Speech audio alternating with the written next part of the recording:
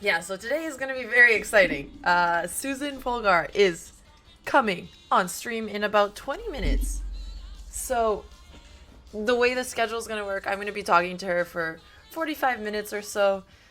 And in honor of the women's candidates, the main topic we're going to be talking about is her experience as a female in competitive chess. She's a big advocate for having female only events as well, and this is a topic that a lot of people who don't play chess, or maybe even who do play chess, haven't fully understood yet. So she's obviously an amazing person to talk about that. And then after she leaves, I'll be streaming for another 4 hours or so, and everything that we raise on the stream today. Yeah, so if you anything donated to my stream, I'm gonna donate to the Susan Polgar Foundation. So, Hello, can you hi, hear me? yes, I can hear you. Can you hear me? Oh, excellent. I hear you great. Okay, perfect, perfect. Sorry about that. Su- Hi everyone. I'm sorry about the delay. oh no, everybody's really excited that you're here. Thank you so much, Susan, for showing up. Let me just quickly check that the audio is on OK levels. Chat, can you hear her? Okay, or would Sure. it be better for me to adjust it a little bit louder? Chat is saying it sounds great. Okay, perfect. Well, Susan, thank you so much for joining today. It's a really big honor, and everybody here is really excited. We've been discussing you coming on the stream for a few weeks now, and a lot of people have actually Thank you. sent in questions on my Discord that they would like to ask you as well.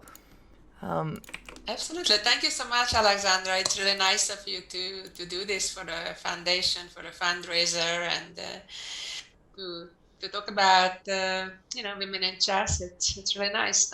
Yeah, I was actually telling Chad a little bit about you earlier before you came on. But for those of you who are just joining, as you know, Susan Polgar is a legend. She was the first female in history to earn the Grandmaster title through tournament play. And she was the first to qualify for the men's world championship, what is now the candidates. So she was trailblazing back then, even though they didn't allow her to play when she first qualified. Since then, she became the woman world champion. She's previously won the World Blitz and Rapid, and she established the Susan Polgar Foundation, which helps create a ton of educational chess opportunities. And everything we're raising on the stream today is going towards it. So far, we have almost $300 in donations, Susan.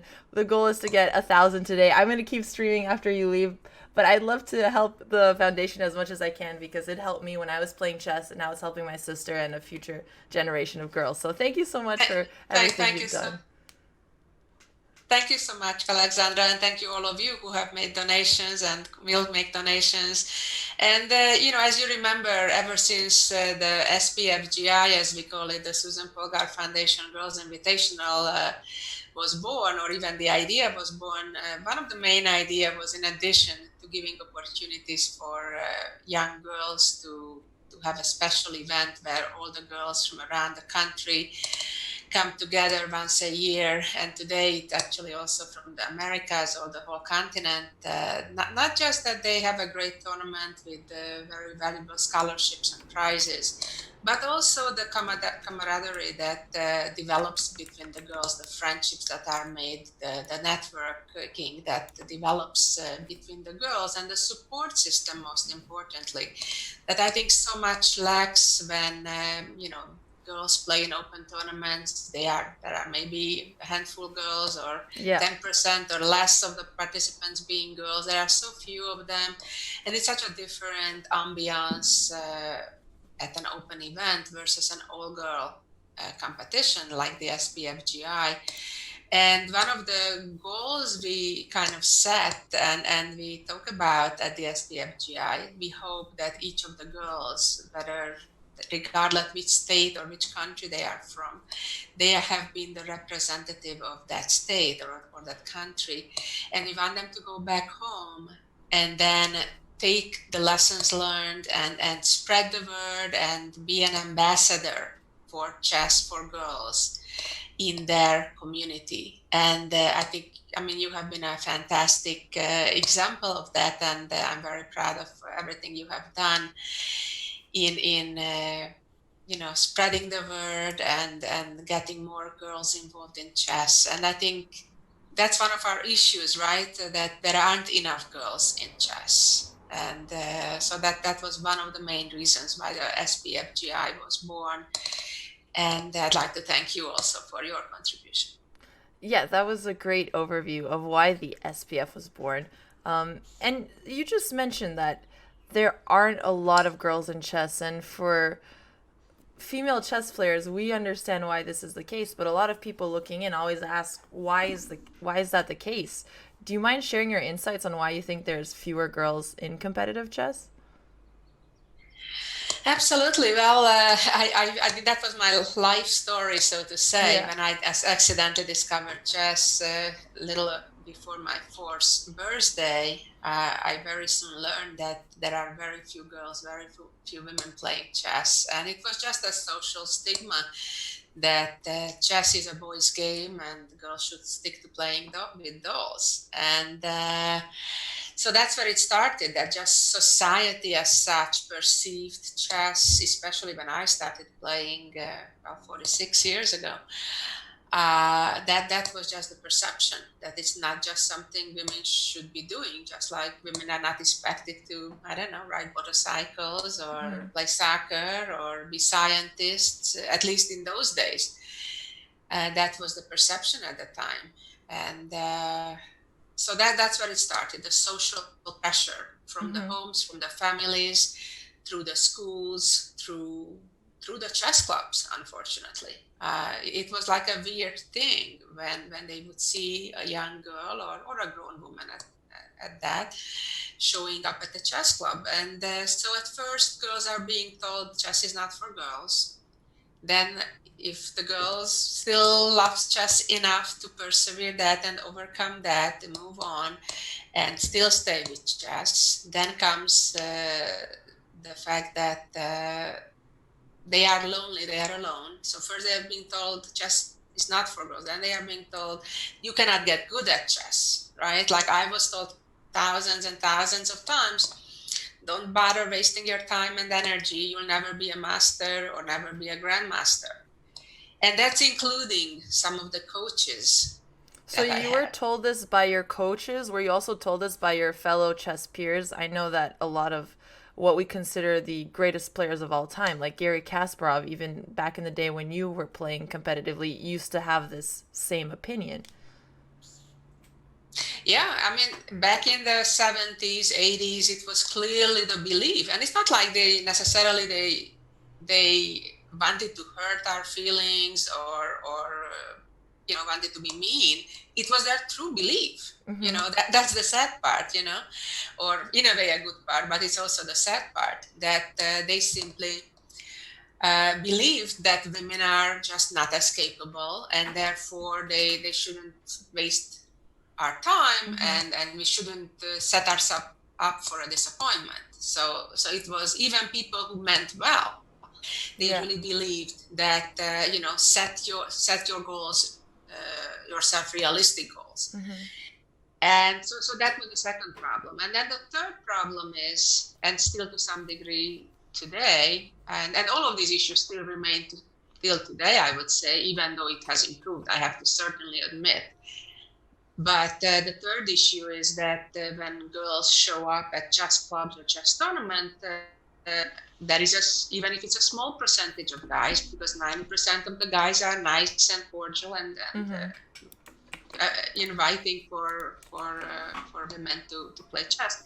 But there is that 5-10% that would say inappropriate things and demeaning things and is just some even disgusting things or sexually harass girls or women, especially when they have a drink or two or three. Hmm.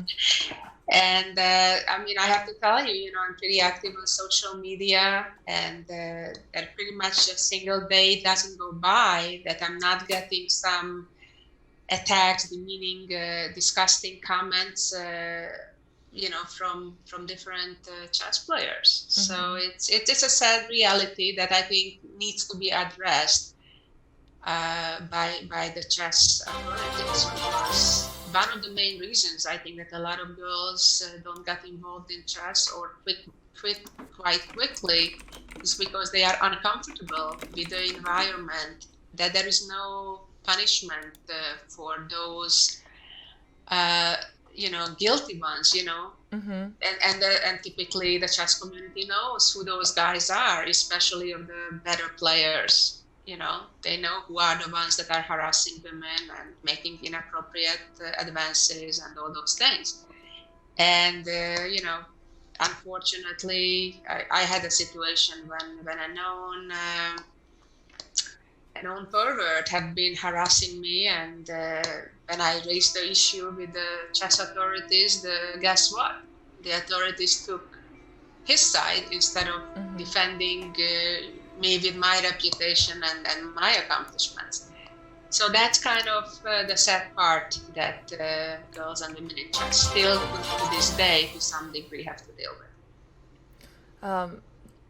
Just a quick side note. Thank you, Floppy Pond and LDS, for the donations towards the Susan Polgár Foundation during the interview. So you talked a little bit that things have gotten better since when you were playing competitively. Obviously, there's still a lot of barriers for female chess players. What would you say some of the changes have been from, the 70s, 80s to current day times?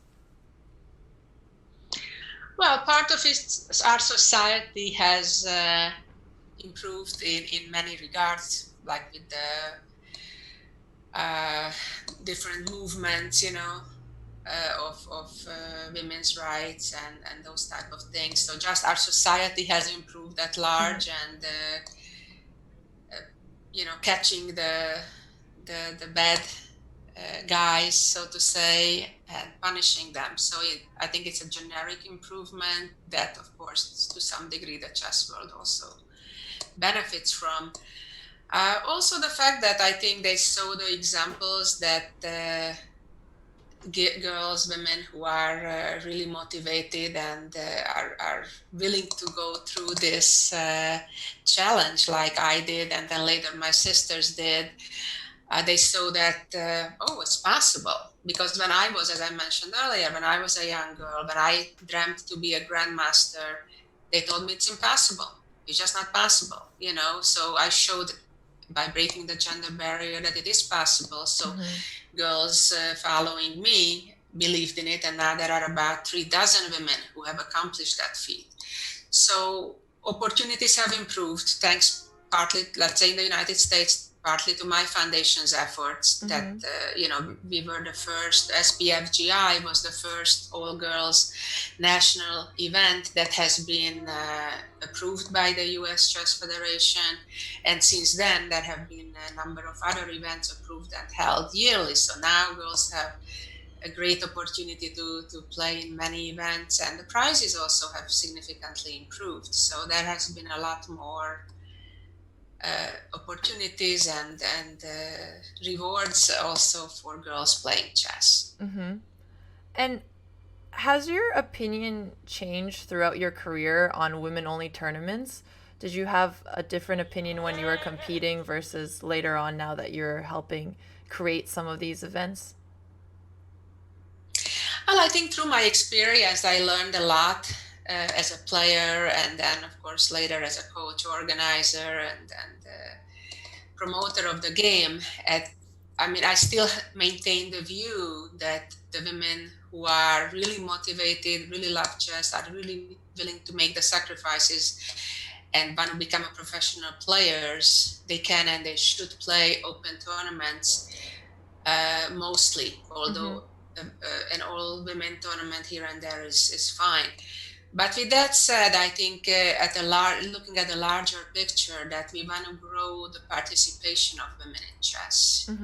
From that perspective, it's really necessary to have also women's tournaments, because not all girls have that motivation or dream to beat Magnus Carlsen or even to become a grandmaster. For the reasons I mentioned earlier, it's oftentimes chess tournaments, open tournaments, create uncomfortable environment for those few women who participate. So in order to raise the numbers, because I believe it's largely a numbers game. If we would have at least 30-40% of the participants being women, it would balance out. But even as of today, even though it's better than it was in my days when it wasn't unusual that I would have been the only woman participant in the tournament, to today when we may have 10%, even up to 15% in some competitions. So for the ones who are not as ambitious, I think an all-girls tournament, it can be very comforting, not needing to deal with any of the potential harassments from the guys, and it can be a really nice and supporting environment between the female participants, especially when it comes to the younger girls, when they need that, and they are not that deep yet into chess. So it makes sense to help raise the overall participation to have more female only events. You did mention that for females who are ambitious enough and want to challenge Magnus that they should be prioritizing open tournaments. What do you think of new upcoming female players like Alexandra Goryachkina, who just won the candidates with 2 rounds left? Do you think she should be playing in the candidates or that she should be focusing on more open tournaments? Well, the other part of the equation is that women tournaments today, pretty much I think all the participants in the candidates tournaments were grandmasters. So even though it's a women only tournament, but in reality, it could have been male players as well, because the level had been raised so much from the 70s or the 80s. When, remember, in 1991, January 91, when I earned the Grandmaster title as the first woman to do so based on the traditional requirements, I was the first one. Today, as I mentioned earlier, there are about 36 women who have the title. So it's not like playing down anymore, but it's a very respectable Grandmaster tournament, and we may as well take out the women's from the title of the event. So first of all, I want to congratulate Alexandra for a fantastic accomplishment. She's a very, very talented young player, and I think she has a bright future ahead of her, not only to become a women's world champion potentially, but obviously she could become a top 100 player in the world, or even further ahead. So I wish she continues focusing on chess, and it really depends on her goals and motivations, how far she wants to go. And I wish her the best. That's very kind of you to say. What kind of advice would you have for her or for other girls who are trying to pursue a career in a male dominated field like chess? Well, I think it's really important to try to brush away as much as you can all those naysayers, all those inappropriate comments, all those people that trying to demean you or push you down, and believe in yourself, work hard. Because at the end of the day, and that was my policy, my approach all my life, that I want to show on the board while I was a competitive player with my results that yes, women can do it, because the results speak louder than anything else. Yeah, you did speak a lot today about how hearing all of these naysayers really does help reinforce the negative stereotype. At least for me personally, I heard it a lot growing up as well, and there were times when I actually did question whether the fact that I'm a girl would make me less of a good chess player. Were there ever times when you questioned it, or were you always just focused on training and proving them wrong?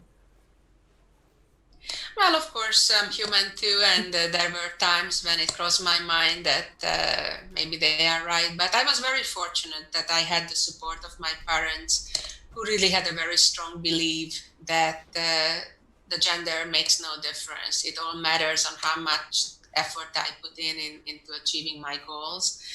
And so really, I had a strong belief that eventually, if I keep working hard, the results will come.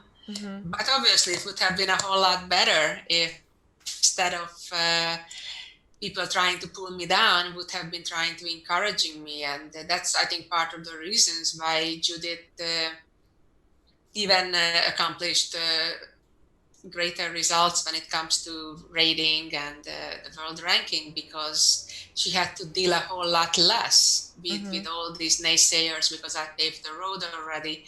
And when she became a teenager, a lot of the road was paved compared to the times when I had to deal with all the different negative influences. Of course, also the fact that I was there to help train her, because I was already an accomplished player when she was still just coming up. Yeah. Um, Obviously, your family and your dad had a big role to play in helping you get to where you are now, just like you were able to help your sisters as well. So, what about advice to coaches or to parents who are raising girls and trying to help them think confidently about themselves that they can accomplish anything? Well, first of all, make sure they keep reinforcing the fact that girls can be just as good as boys, and if anybody tells you otherwise, just ignore those. There are, ignorant people, or uneducated people, or stupid people, if you want to say, that think differently. But there will be people that will try to make you try drugs or smoke or drink or other things, that a parent probably will tell their kids, don't listen to those. So it kind of should be added to that list, if we want the best for you, like as parents or coaches, right? Believe what we tell you. We want the best for you. Other people don't necessarily have that same best interest for you as a parent would. Got it. And so, on changing these stereotypes, what do you think of top female players like Ho Fan refusing to play in more women events or prioritizing open events instead? Well, I mean, she has certainly proved herself over and over in the Women's World Championship cycle. And, it's understandable that she wants to set new goals in front of herself, whether it's on or off the chessboard. As far as I know, she just finished her first year of graduate studies at Oxford University in England. So I think she's taking kind of a break from professional chess as such, not just from women's chess. And we'll see what happens when she graduates at Oxford, whether she'll come back to chess, and we'll try to make an attempt to make it to the top 10 in the world, or whether she'll just choose a whole different career. Yeah, I'm really curious to see what Ho Fan is going to choose as well. And on that topic, do you think there are any negative consequences to having female only chess events? For example, the arguments that people say that they won't advance as quickly if they're playing other female players. Well, I disagree, because, as I mentioned, for the girls who are really ambitious and really want to take chess seriously, obviously they should not play only women tournaments. They should, as I said, the level has improved significantly, and so they should look at it like perhaps as a weaker open tournament, if that's the case, or a weaker tournament. But nevertheless, I think it's important to also win certain titles. It will help with your resume. It may help getting sponsors at the end of the day. So the girls who, as I said, are really ambitious should prioritize playing in the open tournaments. But that doesn't mean that they shouldn't play once a year, twice a year in a national championship or an Olympiad or something like that. Because, as I said, the level has significantly increased. Right. And playing in women tournaments no longer means like it did in the 60s or the 70s, where you would have played rather lower rated opponents. Right. That makes sense. And why do you think that the chess community as a whole should encourage more girls to play chess? I mean, this is something that we kind of just take for granted and everybody wants to encourage more girls, but how would you explain it? Well, I think it's almost not like why not. I mean, the question is not why to encourage, but it's kind of to normalize the situation, right? Like it's normally in, I don't know, in music or in school or in most areas in the world, that girls will have same rights. We were just pushed aside for so long for no reason. right? So that's the question. Why were we pushed aside for so long? It's not like why we're encouraging now. It should be just a normal thing that there should be close to equal numbers if girls choose to play chess, that they shouldn't be discouraged. It's more like cutting the discouragement rather. I mean, I don't see it necessarily as the encouraging, but just cut out the discouraging part, and I think then things will fall into a normal balance between the genders.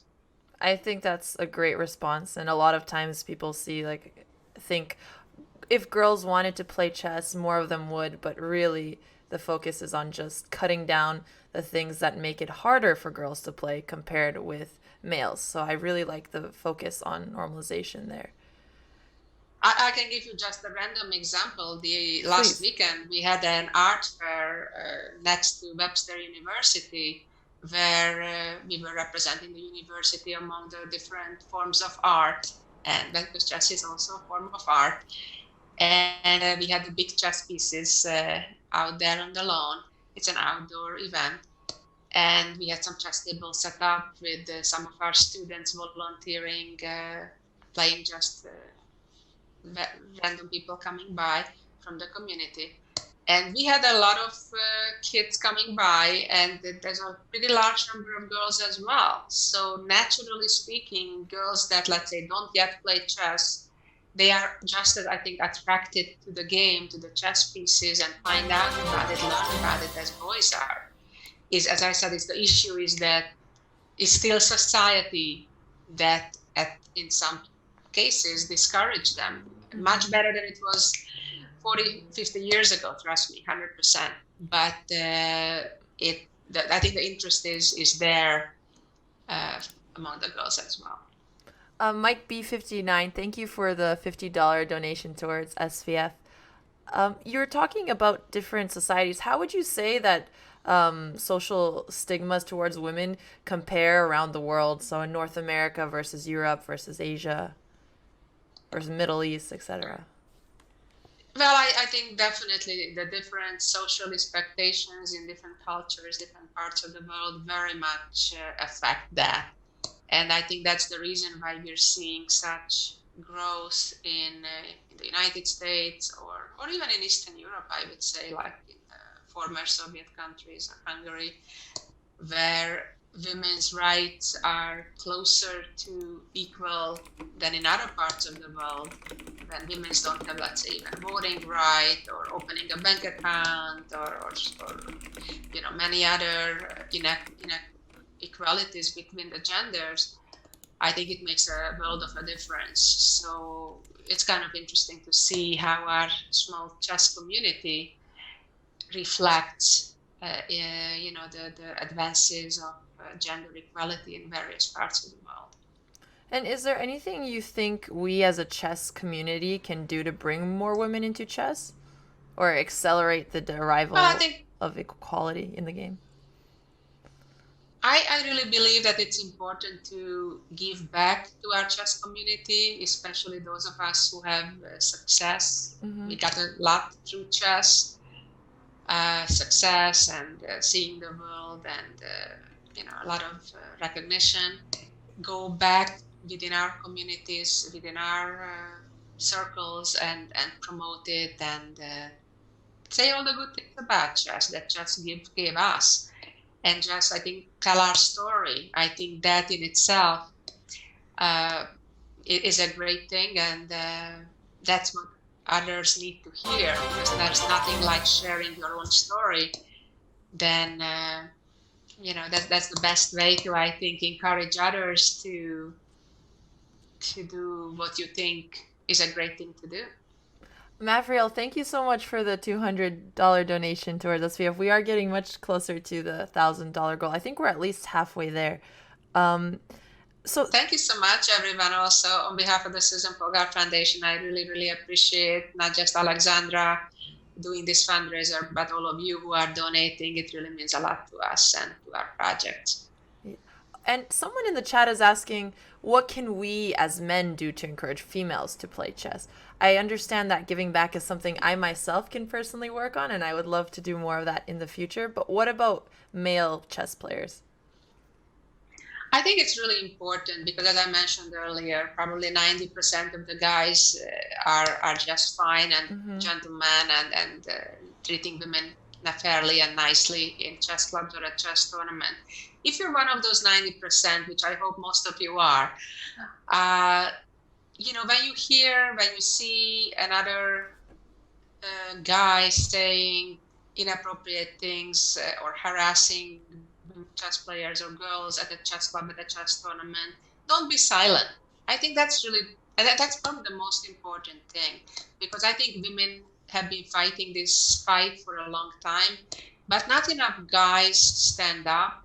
But either they, even many of them just stay silent, or unfortunately, within those 5-10% who are, the guilty ones, they applaud each other, who can score more, Mm-hmm. they tease each other, they compete, who can Yeah. get further with a particular female chess player.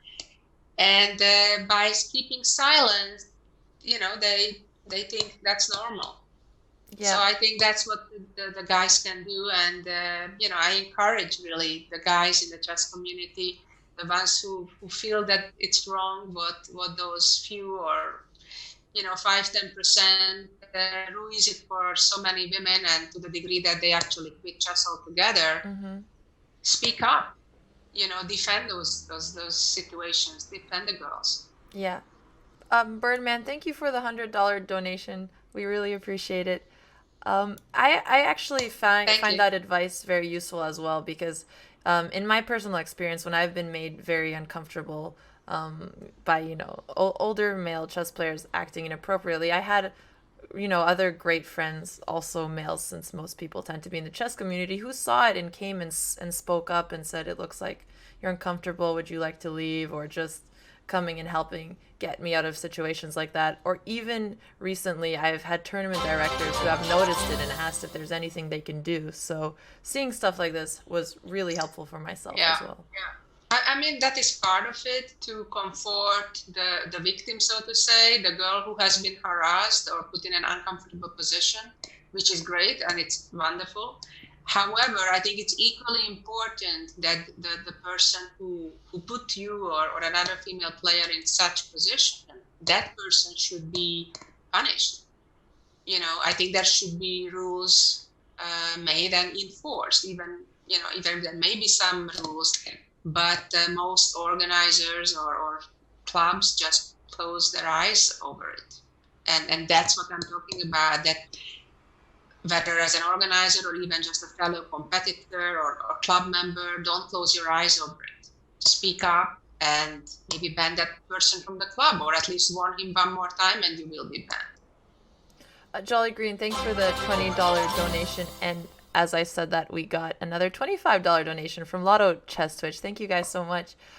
Do you Thank you. do you think you could give a couple specific examples of what types of harassment girls have faced in tournaments for a lot of male players watching who maybe have never experienced it themselves, just to get a bit more understanding on what it's like? Well, it can be just, from very simple, hey, babe, let's have a drink, all the way to, trying to aggressively attack a woman player physically. So it goes the whole range, you name it. And, we all, at some point when we're young girls, we may want to have a boyfriend, but we certainly may not want 10 of them at the same time, especially not when they are 20, 30 years older than us, right? Mm-hmm. So, and those guys should know better, right? And a 40 or 50-year-old guy shouldn't be making an advance on a 15-year-old girl, let's say, Right. which is not unusual, I have to say. Yeah. Unfortunately, not unusual at these types of events. When your dad was training you earlier on, was the methodology he was using universal, or did he do anything to help you guys deal with some of the different situations that would arise because of being females in chess? Well, on one part, and I wrote about this many times, that because of these uncomfortable situations that girls are often being put at, it basically forces most parents to travel with their kids. So for example, if there is, let's say, a 14-year-old boy and has a male coach, and they want to travel to a tournament, most parents wouldn't see anything wrong with that, or even them sharing a room, no problem.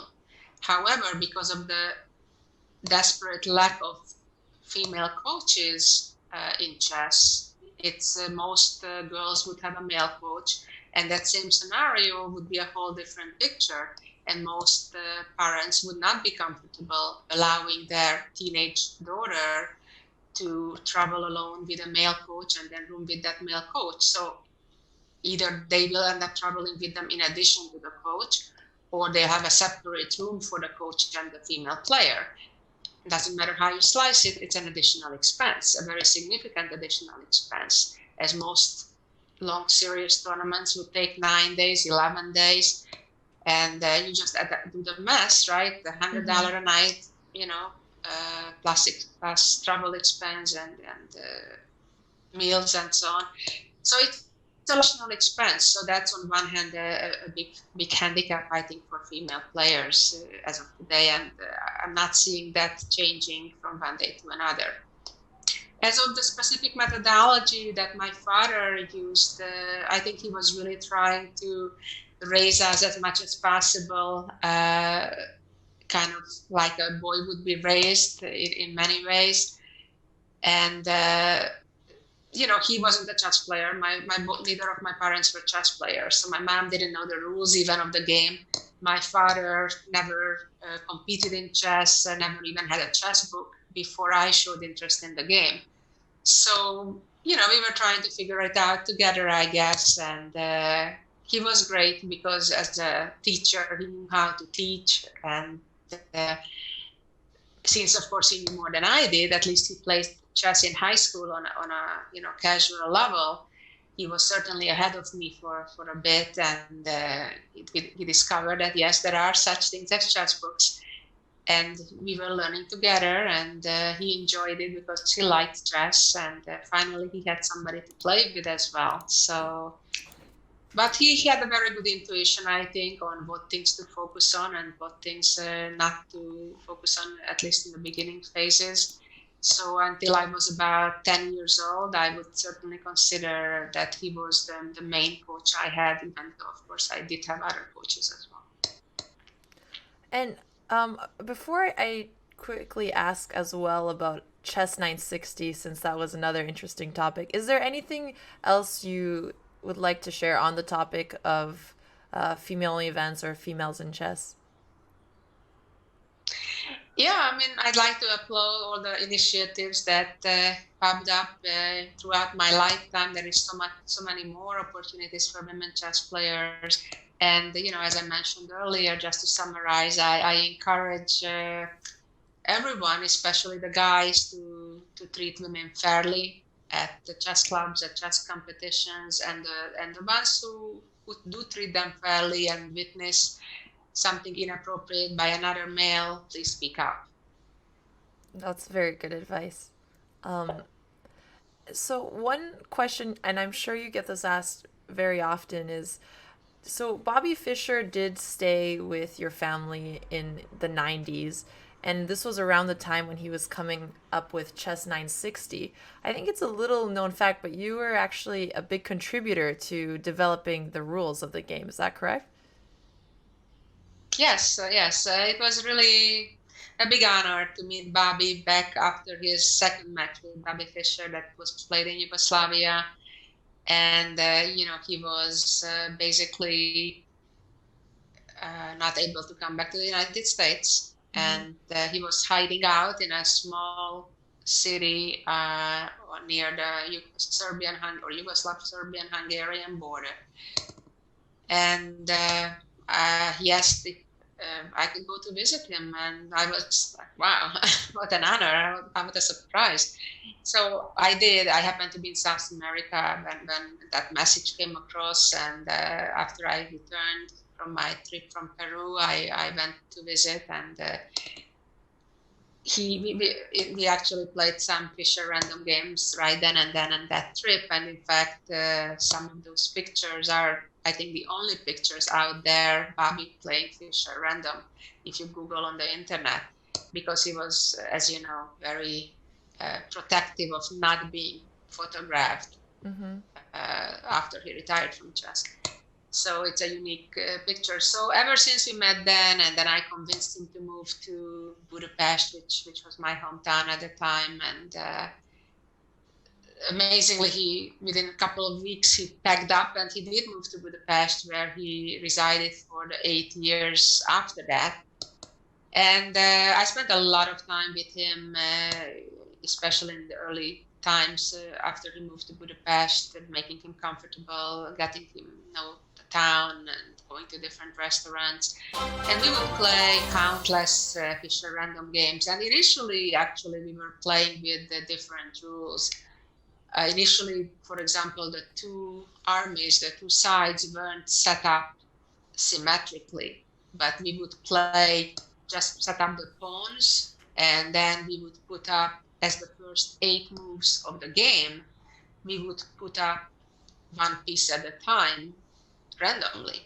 So there were literally millions and millions of possible starting positions, because his goal was that chess, traditional chess with the regular setup of the pieces, has been so deeply analyzed even already in the 90s that it took away a lot of the original purpose of the game, of two individuals, two intellects to fight at the board, and a lot of it is memorization and research and not enough of the actual fight between the two individuals. So, as I said, initially we were putting up all the pieces, but once he realized, and then initially we weren't sure if castling should be part of the rules, but after a lot of trial and many different games, and when we were told by mathematicians that actually, do you realize that even if you set up the pieces symmetrically, and you do allow castling, and you do limit the two bishops having to be in opposite colors, so to maintain literally every element of traditional chess, whether having two opposite colored bishops, whether castling, obviously en passant, pawn promotion, so all the different traditional chess rules are incorporated, and still there are 960 different starting positions. So then he was sold, and we were convinced that there is no reason to further have more and more options. And that's when I think, the Chess Society started to follow Bobby's lead on it, and started to hold Chess 960 events. And I'm very so pleased that finally Chess 960 has been recognized by FIDE as well. I am proud to take a small credit for it, along with the Icelandic Chess Federation, that we were pushing it in the very last FIDE meetings at the Chess Olympiad in Batumi, that they accepted that there will be Fisher random ratings, just as there is blitz and rapid and traditional. So there will be an additional type of rating in Chess 960, and recently have been announced as well the actual world championship in Chess 960. I personally am very happy for it. On one hand, to pay tribute for Bobby's contribution to chess, but I think it's a wonderful idea. I'm not saying it should replace traditional chess, but it definitely has at least equal place in our chess community, just as blitz and rapid chess was not around a few decades ago, and today it's very much part of our chess lives. I believe that within the next decade, so will be Chess 960 as well. Wow. And Robert, thank you for the $50 donation. And someone in chat is saying, I'm new in chess and part of me wonders if I should go all in on 960. How do you think chess 960 is going to grow over the next 10 years or so? I think it will go tremendously, because it's kind of a virgin territory, right? So it's very little is known about it. There are very few games played or at least published in Chess 960. I think it will bring a lot of excitement to the game, a lot of unpredictability. Uh, it won't be shocking if even, a 2,800 rated player may lose to a 2,300 rated player, because they won't have that comfort of knowing the first 10, 20, or even 30 moves as oftentimes they do today. And they would start with an advantage right out of the opening. It will be, I think, more balanced out, also because the pieces are positioned in a more kind of unusual position for our eyes.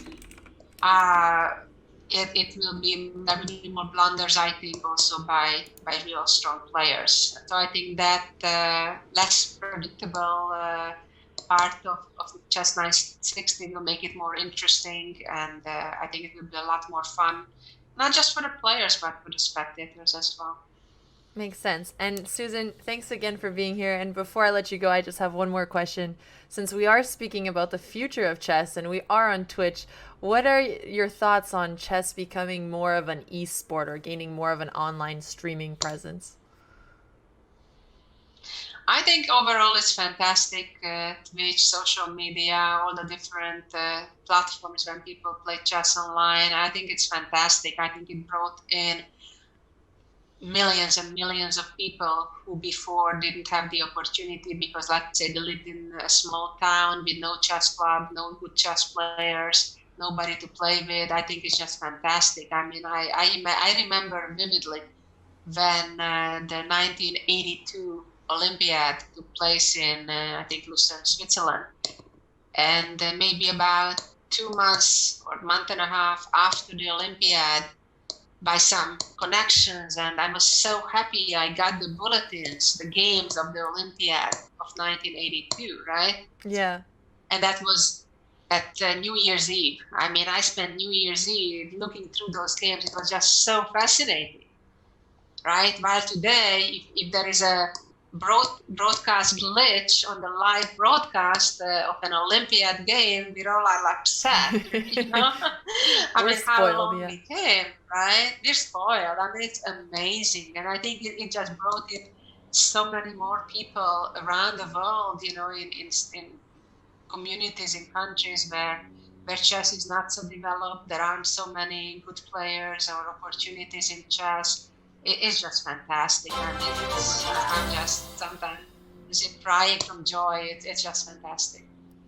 Birdman, thanks for the $100 donation. He said, Susan is so smart. Thank you for all you have done for chess. It was a pleasure hearing from you. And Norder also donated $5. Thank you guys both so much. Thank you. And thank you everyone who have donated and supporting our foundation. We're having coming up the Susan Polgár Foundation Skills Invitational next week, starting end of next week. So please follow that event. Alexandra will be here with us reporting on it. Thank you so much, Susan. I really appreciate you speaking with us today. Okay. I'm going to keep streaming for a little longer and for the rest of the stream. And anything anybody contributes will be going towards the foundation. So thank you, Susan. And I hope you have a great rest of your weekend. I know you're very busy, so I'm just very honored that you're able to come today. Thank you, Alexandra. And again, thanks everyone for supporting our cause. And that was a pleasure being part of the show. Take care. Bye, Susan. Closing the Zoom call now. Bye. Okay. Thank you guys so much. I'm going to let Susan know that we raised $2,120, which is crazy. Thank you again. She's really going to appreciate it. And so will the kids who are getting the scholarships.